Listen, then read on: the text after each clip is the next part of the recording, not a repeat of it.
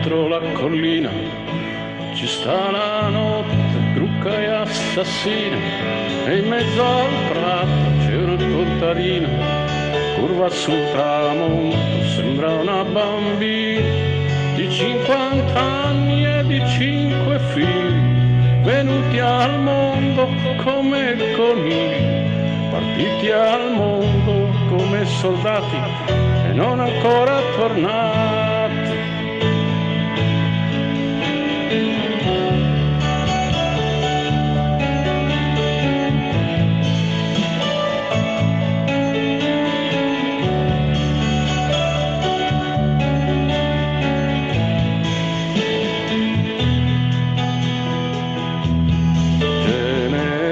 Dietro la stazione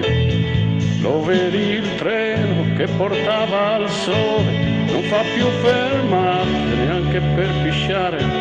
si va dritti a casa senza più pensare che la guerra è bella anche se fa male, che torneremo ancora a cantare e a farci fare l'amore, l'amore dalle infermiere.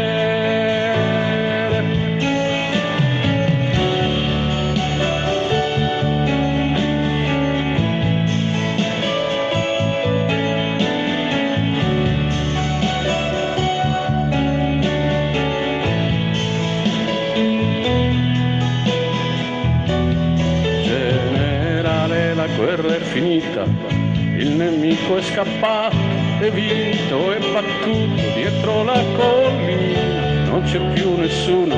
solo aghi di pino e silenzio e fumo, buoni da mangiare, buoni da seccare, da farsi il sugo quando viene Natale, quando i bambini piangono e a dormire non ci vogliono andare.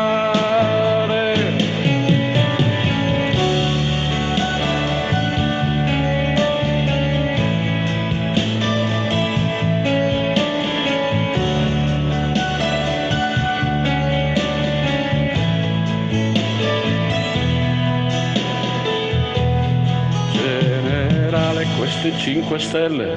queste 5 lacrime sulla mia pelle, che senso hanno dietro al rumore di questo treno che è mezzo vuoto